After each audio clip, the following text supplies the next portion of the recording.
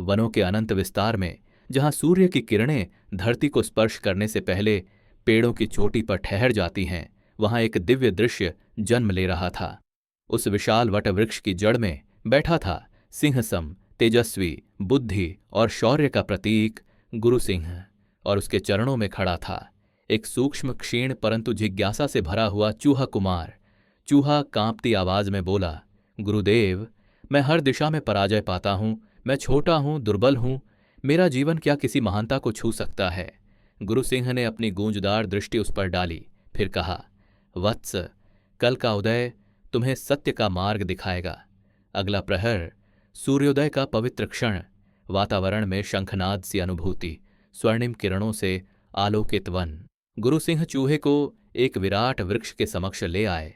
वो बोले, वत्स, इस शिखर पर आरोहण करो, यही तुम्हारी परीक्षा है, यही तुम्हारा उत्तर। चूहा आगे बढ़ा, एक कदम, दो कदम, और फिर धम, वह गिर पड़ा। उसने पुनः प्रयत्न किया, फिर गिरा। उसके छोटे छोटे पंजे छिल गए, श्वास भारी होने लगी, हृदय आशंकाओं से भर उठा। कंपित स्वर में उसने कहा, गुरुदेव, यह मुझसे न होगा। गुरु सिंह ने गंभीर स्वर में कहा, अगर तुम्हें लगता है कि तुम दुर्बल हो तो संसार तुम्हें दुर्बल ही मानेगा, पर देखो शक्ति रूप किसकी है। उन्होंने बंदर को बुलाया। बंदर वायु की गति से वृक्ष की चोटी पर पहुंच गया। फिर हाथी को बुलाया।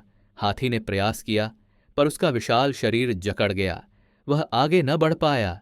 चूहा विस्मित, एक सफल, एक असफल, एक ऊंचा, एक महान, पर कोई पूर्ण नहीं।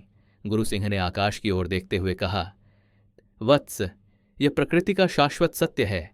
हर जीव में सामर्थ्य है, पर उसका रूप भिन्न है। बंदर चढ़ सकता है, पर उड़ नहीं सकता। हाथी असीम शक्तिशाली है, पर ऊंचा नहीं चढ़ सकता। और तुम छोटे हो, परंतु तुम्हारे भीतर गति है, लचक है, संघर्ष सहने का सामर्थ्य है।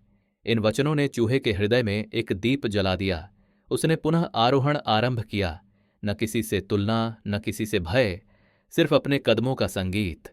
और कुछ ही क्षणों में वह वृक्ष की चोटी पर विराजमान था। विजय की आभा उसके चारों ओर फैल गई। गुरु सिंह ने गगन भेदी स्वर में कहा, सुनो हे वनवासियों, जो अपनी कमजोरी पर विलाप करता है वह जीवन युद्ध में परास्त होता है, पर जो अपनी सामर्थ्य को पहचान लेता है वह अपनी नियति स्वयं लिखता है।